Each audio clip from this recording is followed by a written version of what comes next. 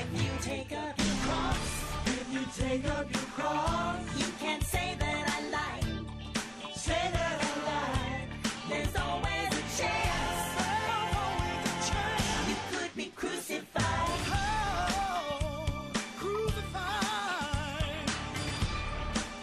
Yeah. If you take up your cross, you could be crucified. You could be crucified. If you take up your cross,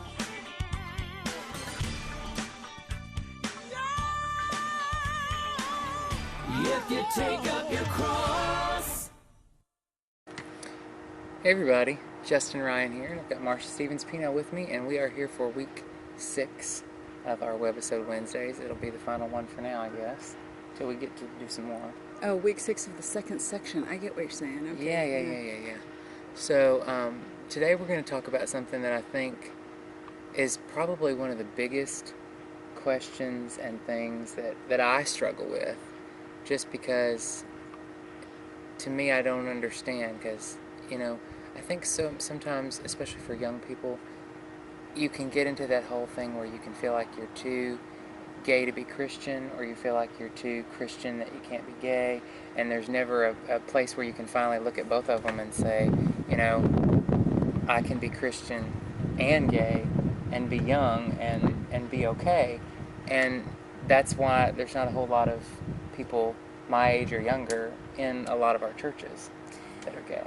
Yeah, I was going to say, there's plenty of young people in church, and I always, and I'm not chafing at you, but I always chafe at people that say, yeah, there's not many young people going to church. Have you looked at the mega churches? I mean, they have skate parks outside their sanctuary because there's so many young people, thousands of young people coming to their services. And, I know that we don't want to pattern ourselves after that, but I think there's something to be said for knowing what we offer.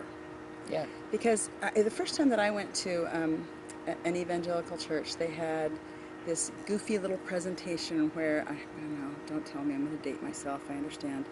Pat Boone was going around and interviewing people on college campuses and doing... Is he even still alive? I think he still is, actually. But I know. He's like, what, 100? I don't know. He's got to be getting up there, but he's still tan. Anyway. I'm sure it's spray now.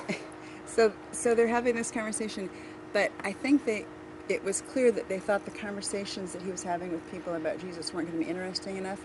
So then all of a sudden in the middle of it, they had these girls in mini skirts and white boots come out doing that, what was that, that little dance, and saying, who's tripping down the streets of the city?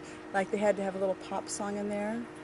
And the gist of it was, in order to do something for young people, we have to have something really cool and young and hip, and then they'll come, and then we can sneak Jesus in on them. And of course, everybody hated it. Nobody wanted to go. Nobody came back. Everybody thought it was a big farce, and nobody liked it. I mean, I was a kid then, And we all thought, how goofy. Or when you'd go, in my era, you'd have a pastor that, was clearly somebody who was used to changing their tone of voice when they took the pulpit. And they'd be trying to say, well, I think it's just groovy that we have so many young people here today. And, and you just go, come on, really? Awesome. Awesome. Well, today it's awesome. Yeah, back then it was a groovy and whatever. Far out, that was it. Far out.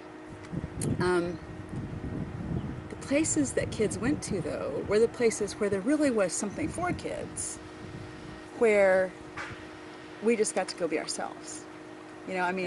Like one of the times, in the early Jesus movement, one of the times I went into one of the churches and saw that there were no ashtrays, and so I brought in the ashtray from my car, trying to be nice so that they'd have an ashtray in there.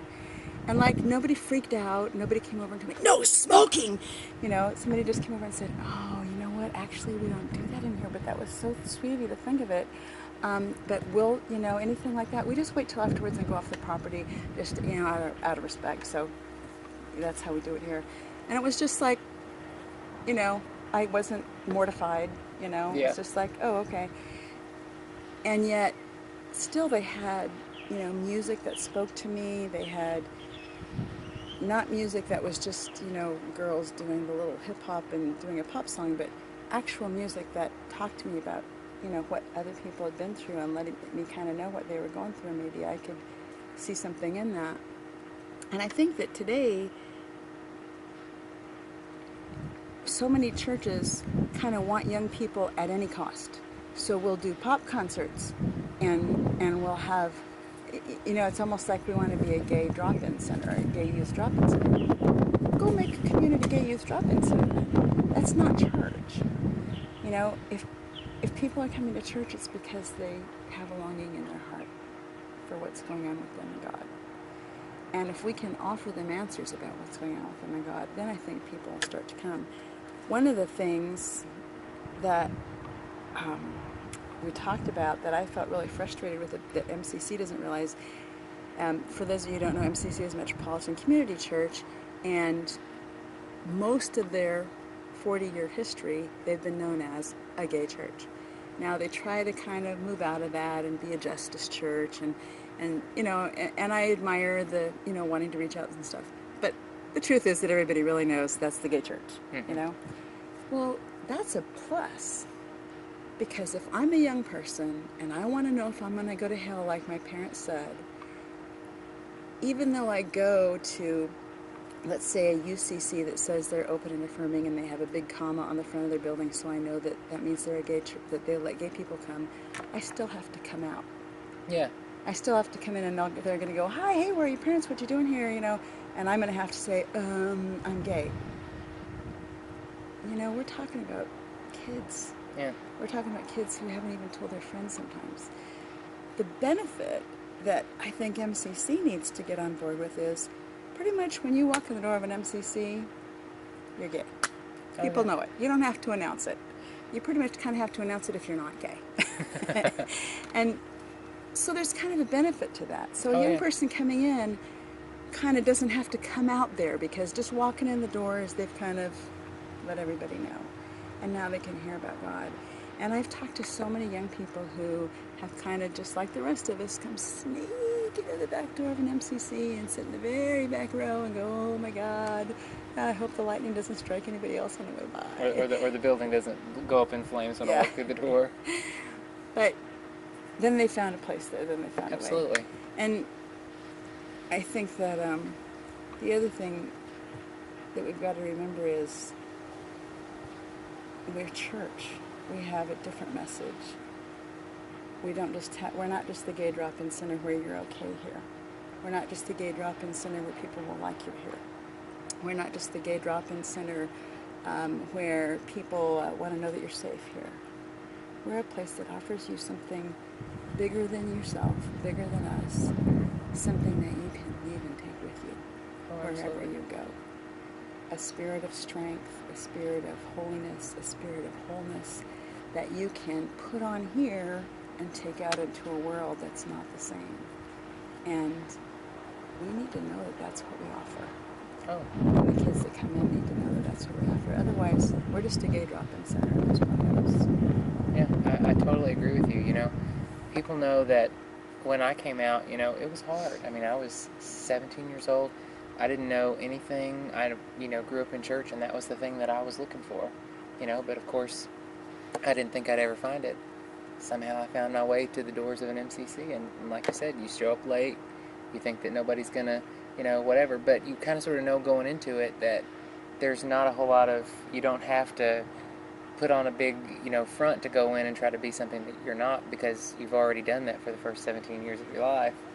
And when you go in, you get that relief of that, but, you know, it does offer something more. It offers you the community, but it also offers you that big sense of knowing not that you're just okay here, but that you're, everything about you is okay, you know? And once you get to realize that, and realize that, you know, God is the reason for that, that's when things really start to change. It's not just about going and finding some place to say, for somebody to hold your hand and say, you know what, you're okay, and I'm okay, and we're okay. Yeah. It's not just that. It's something, you know, like you said, bigger than that. And I think that's where we miss it sometimes. both you and I have been asked to sing places where people said, yeah, I don't want you to sing very much about Jesus here. And both of us go, you know what, there's a lot of other people that we could refer to you, so let us do that, because if you get us, you get us. Oh, well, that's just like, I had an interesting experience, recently with a church who had, made a big to-do about, we don't want you to sing about Jesus, make sure that when you sing that, we think he's a great man, but we don't really want you to sing about Jesus. And so I thought, okay, well, that's kind of sort of the point of what I do, but, so I've tried to figure out a way to, kind of sort of not leave anybody out or make them offended, but at the same time, I was under so much of this is what I do, and this is what I know, and this is what helped me, that as the concert went on, I couldn't help but share that. And I want you to know that for an environment that was supposedly not open to it at all, there wasn't a person at all at the single concert, or a single person at all at the concert who didn't come up to me at the end of the concert and say, thank you for your message, thank you for what you shared. It was nothing but hope. Mm-hmm. And that's what it is. Yeah. And the hope is that God became human and dwelt among us and knows exactly what you're going through. And if we don't know that, if we don't know that that's what we're sharing, then we've really missed out on how to get young people into church. Absolutely. Well, we've had a good time with you here today again, and I hope that you've taken something away from this. If you're a young person, if you're an older person, if you're, whoever you are, I hope that you have taken something away from this today, because, it really is a lot of what our mission is to get the good news out. It's not about who we are, it's about who we serve. And so, we love you, and we'll see you next week. See you next week.